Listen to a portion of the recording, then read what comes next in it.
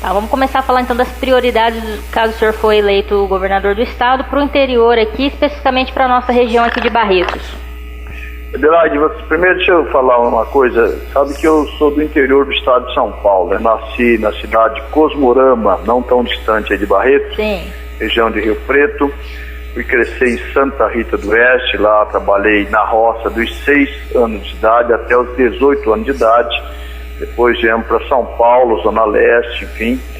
Entrei na Volkswagen. Trabalhei com carteira registrada na Volkswagen até janeiro de 2017. Saí agora em 2017. Fui dirigente do Sindicato Metalúrgico, presidente do sindicato, ministro do Trabalho e da Previdência do presidente Lula, presidente da Central dos Trabalhadores. Em 2002, tive a oportunidade de passar por aí, onde fui candidato a vice-governador na chapa do Genuíno e agora candidato a governador. Ao falar de prioridade, primeiro, Adelaide, falar qual a mudança de modo de governar que eu vejo necessário para o estado de São Paulo. O PSDB governa o estado de São Paulo há 24 anos. Em 24 anos, se você olhar qualquer prioridade, qualquer problema, é possível falar de solução. Infelizmente, a gente não vê nenhum gargalo nesses 24 anos de solução por parte do PSDB. Então, essa é uma mudança que nós vamos fazer de forma de tratar a gestão do estado de São Paulo, buscando planejar o estado a partir de cada região do estado. Então, vamos imaginar, a região de Barretos compõe aí um conjunto de municípios e nessa região é preciso um grande diagnóstico para diagnosticar os problemas e os potenciais da região para estar incorporado no planejamento orçamentário do estado. Se não tiver um planejamento orçamentário, não dá para se falar em prioridade. Portanto, essa é a maneira que nós vamos mudar de patamar, de como tratar cada região do estado para sair daquela lógica das cidades e de, pelo amor de Deus, a liberação de um convênio aqui, outro acolá, e a partir do diagnóstico de cada região, você já incorporar no plano plurianual de forma planejada para cada ano ser executado de maneira participativa. Então vejo que essa é uma forma significativa de mudança de padrão de relação com as cidades. Mas é evidente que quando se fala de Barretos, a região de Barretos, você tem toda uma demanda específica da cidade e da região que é preciso ser observado. Eu vejo que do ponto de vista de infraestrutura, você tem equipamentos estratégicos aí na região que pode ser observada como necessidade de implementar um processo de investimento para aperfeiçoar. Por exemplo, a situação do aeroporto da cidade, que foi repassado ao município e aparentemente o município não está dando conta dessa demanda que é preciso ser observado o processo de restauração, iluminação, enfim, para criar as condições, até considerando o grande evento que é com repercussão internacional, que é a Festa do Barretão. Eu acho que um aeroporto aí comercial iria bem para essa região do estado, inclusive a presença do Hospital do Câncer de Barretos também tem uma grande demanda, enfim, e que são coisas que é possível a gente pensar, né? E como pensar também quais as atrações turísticas que a região tem como potencial natural de processo de investimento e potencializar a geração de emprego, oportunidade, enfim. Até porque, Adelaide, nós temos que falar de emprego acima de tudo e oportunidade para a nossa gente. Eu fui ministro do Trabalho do presidente Lula e no grande governo Lula, você há de recordar, nós conseguimos equacionar os problemas da economia de forma a gerar emprego em grande escala no momento que dificilmente se encontrava a família com alguém desempregado. Hoje é exatamente o contrário. Nós vamos focar o debate do Estado de São Paulo em sintonia com o governo federal para poder gerar empregos e oportunidades. Estou à sua disposição. Pré-candidato, nós temos um grande gargalo em todo o estado que está relacionado às santas casas. Barretos vive uma situação não muito diferente. O senhor tem projetos para a área de saúde, especificamente visando esses hospitais? Sim, eu estava discutindo isso com o Arthur Chioro, que foi ministro da Saúde. Antes de ser ministro da Saúde, ele foi meu secretário de Saúde na cidade de São Bernardo do Campo. Eu fui prefeito 8 anos. E São Bernardo de Saúde era a principal demanda da população quando assumi em 2009. Discuti com o Arthur para a gente reestruturar totalmente, planejar a saúde na cidade, de forma a atacar desde a atenção básica, passando por urgência e emergência, passando por saúde mental, saúde bucal, especialidades, enfim, medicamentos. E graças a Deus, em construção de hospital onde faltava, introdução de um programa de internação domiciliar, ou seja, olhando a rede como um todo para resolver o problema da população. Graças a Deus, nós conseguimos transformar o principal problema para o menor problema da população do ponto de vista das demandas sob o olhar da população. E essa demanda é exatamente o que eu estou fazendo para o Arthur agora, para ele já preparar no programa de governo todo um estudo da situação do SUS no estado de São Paulo, olhando a demanda de cada região, buscando equacionar as deficiências, contando também com a presença das Santas Casas. Então é preciso, no processo de estruturação, observar os equipamentos existentes, o que tem de debilidade para a gente incrementar, e o que tem já de equipamento você tem que potencializar. É o caso das Santas Casas, para você resolver o problema, enfim, lá da ponta, que é da população, que é do cidadão, que precisa de uma boa atenção. Então, as Santas Casas está no radar para poder ser um dos pontos que possa adequar para bem atender a nossa população. Um outro problema também que a gente tem visto aí na mídia, nas grandes cidades e também no interior, é a questão da segurança pública. Qual que são aí os projetos do senhor para essa área?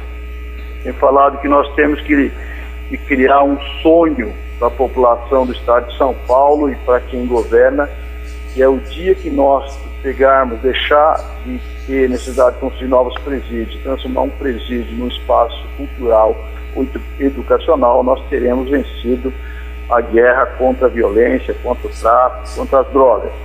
Nesse sentido, Adelaide, eu vejo assim, é preciso você fazer toda a restauração da área de segurança, reestruturando a polícia. Afinal de contas, esses 24 anos do PSDB, que foi devastador para a segurança pública do estado de São Paulo, um desmonte total da Polícia Civil. Hoje não há investigação de qualquer crime, a não ser que seja de algum bacana ou de alguma repercussão mediática, senão simplesmente não é investigado, porque não tem investigador suficiente. E é preciso reestruturar toda a Polícia Civil, toda a Polícia Militar, e aumentar o seu efetivo e um processo de valorização profissional, falar aqui de remuneração, para as pessoas deixem de querer fazer o bico e a polícia morrer na hora do bico, como tem acontecido. Da mesma forma, uma polícia que valorize os direitos humanos, valorize a proteção às pessoas e vice-versa. Mas isso por si não resolve. É preciso, sim, estancar esse processo de estadualização do problema das drogas, das grandes cidades que estão se interiorando cada vez mais. É preciso um freio nisso. É preciso introdução de tecnologia de combate a roubo de carga, que acontece muito, especialmente no interior do estado de São Paulo, a partir do monitoramento, que é preciso buscar tecnologias de ponta para isso. Nós temos tecnologia instalada hoje nas estradas para monitorar a velocidade, para monitorar fluxo de veículos, enfim, é plenamente possível você ter software acoplado para também monitorar a possibilidade de combate a roubo de cargas e vice-versa. Mas aqui é preciso falar também do papel da educação, do esporte, da cultura, de ocupação de território para combater o problema da violência e gerar oportunidade de emprego para essa juventude, acima de tudo, para não permitir que eles continuem sendo aliciados pelo crime. Candidato, nós tivemos aí nas últimas eleições municipais uma queda aí nos representantes do PT, né? O senhor acredita que a possível candidatura do Lula ela vai resolver uma crise institucional que o Brasil vive hoje e vai aí aumentar as bancadas do Senado, governos? O que o senhor pensa a respeito disso? Adelaide, nós tivemos de fato duas eleições muito complicadas para o PT. 2014, a reeleição da Dilma, em particular em São Paulo, nós tivemos uma grande queda das nossas bancadas, tanto deputado federal e estadual, e não eleição do senador. 2016, então, nem se fala. Mas com o resultado do consórcio que deu o golpe, que caçou a presidenta Dilma, que prometeu tirar a Dilma do PT, que as coisas vão se resolver, e as coisas só pioraram, o desemprego cresceu assustadoramente, a fome voltou, enfim, um conjunto de problemas que a sociedade imaginava que tinha resolvido no governo Lula-Dilma, voltou com grande volúpia. E aqui criou de novo uma grande frustração que nós temos que buscar responder no processo eleitoral em 2018. Isso levou a um processo de retomada de credibilidade por parte do PT, aumento da nossa preferência partidária de novo. Nós estamos num processo crescente e a confiança que nós vamos retomar o processo de crescimento do PT, seja das bancadas para deputados federais como deputados estaduais, e também a disputa para o Senado. Nós temos 2 candidatos esse ano para o Senado. Esse ano, cada eleitor, é importante esclarecer isso, tem a possibilidade de votar em 2 senadores, que renova 2 cadeiras do Senado. Os nossos candidatos, o Eduardo Suplicy, vou ter o Gilmar Tato. Nós vamos trabalhar com essas 2 candidaturas, estamos seguros da possibilidade de crescimento e a possibilidade de votar para valer também no estado de São Paulo. E como que o PT está estruturando aí a pré-candidatura do ex-presidente Lula, uma vez, né, que nós sabemos o que tem acontecido no país, a situação em que ele se encontra, no que o PT se apega para acreditar nessa candidatura? Na legislação, na lei e na Constituição. O presidente Lula tem seus direitos políticos intactos, não tem seus direitos políticos cassados, apesar da injusta prisão dele, que aí não dá para dizer quando se resolve. Isso eu acredito que durante o mês de agosto ele tem possibilidade de sair, mas mesmo que eventualmente não saia, dia 15 de agosto nós vamos em uma grande manifestação em Brasília. Convoco aí toda a militância que está nos ouvindo para fazer a sua programação, colocar na sua agenda, estar em Brasília para participar do ato de respaldo do registro da candidatura do presidente Lula, e vamos com a sua candidatura até o fim, seguro de que ele tem todo o direito político e jurídico, legitimamente amparado na Constituição, para ser candidato. E junto construir a nossa candidatura. Peço também todos que puder baixar, entrar no site do PT, baixar o abaixo-assinado que tem eu quero Lula candidato, eu quero Lula presidente, para poder coletar, nos ajudar. Nós queremos ter 1 milhão de assinaturas nesse abaixo-assinado para juntamente no dia 15 entregar no protocolo do seu registro de candidatura. De forma que estamos seguros que Lula poderá ser, caso seja essa avaliação do povo brasileiro, o próximo presidente da República, e estou seguro que a maioria do povo brasileiro já fez esse cálculo, e assim ele representa a grande esperança, a esperança de geração de emprego, voltar investimento em Minha Casa Minha Vida, voltar de novo investimento na educação da juventude, frequentar a universidade, enfim, um processo crescente como aconteceu durante o seu governo. Agora, pré-candidato, o senhor disse recentemente aí o juiz Sérgio Moro que o mensalão não existiu, que era uma tese do Roberto Jefferson, né? O senhor continua sustentando essa posição? Com toda convicção, com toda certeza, Lard. O que aconteceu em 2002 foi que o PT fez um empréstimo bancário para saldar os compromissos junto aos partidos políticos, e a partir daí veio a tese do mensalão. Imagine lideranças do PT ter que receber pagamento mensal para votar a favor desse projeto do governo, como aconteceu, era o caso de João Paulo, o caso do professor Luizinho, depois todos eles inocentados nos processos. Enfim, aquilo não passou simplesmente de uma manipulação para criar todo o embaraço, toda a situação emocional que se criou no país em torno do mensalão e depois em torno do Lava Jato. Enfim, de forma que, na minha avaliação, com segurança do ponto de vista jurídico, isso não passou simplesmente de uma tese manipulada no processo judiciário para a condenação de várias pessoas, inclusive inocentes. Isso é um processo genuíno. Qual o crime que o genuíno cometeu? Ter assinado um empréstimo bancário junto ao Banco Rural, junto ao BMG. Agora, só para a gente finalizar a nossa entrevista, sabemos que a agenda é um pouco corrida, como que o senhor pretende derrotar aí o atual governador Márcio França e derrotar a hegemonia do PSDB com o pré-candidato João Dória?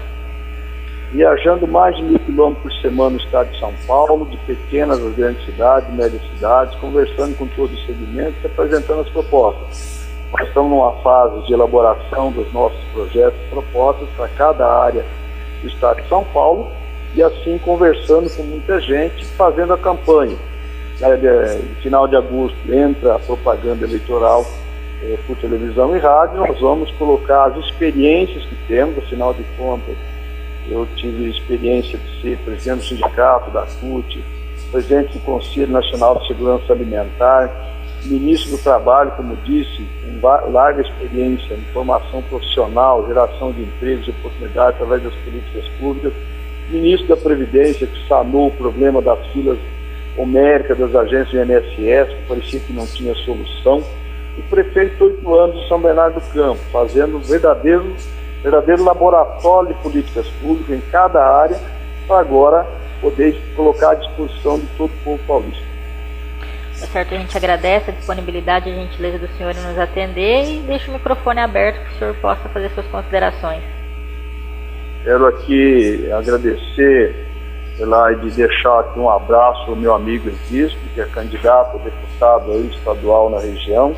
Lembrar que a região não tem tido deputado para representar, é uma boa hora para a representação regional também, então avaliar a pré-candidatura do companheiro Existo e convidar todos os nossos ouvintes, a nossa militância. Dia 28 de julho, nós teremos a nossa convenção, que acontecerá no Sindicato dos Metalúrgicos de São Paulo, isto mesmo, Sindicato dos Metalúrgicos de São Paulo, que é filiado à Força Sindical, na rua Galvão Bueno. Será pela primeira vez que nós teremos na história do PT o apoio majoritário da categoria dos metalúrgicos de São Paulo e a candidatura de forma mais ampla de apoio aos movimentos sociais, de habitação, de moradia, do movimento sindical. E, portanto, quero agradecer a atenção e deixar um forte abraço a todos os ouvintes aí da região. Obrigado.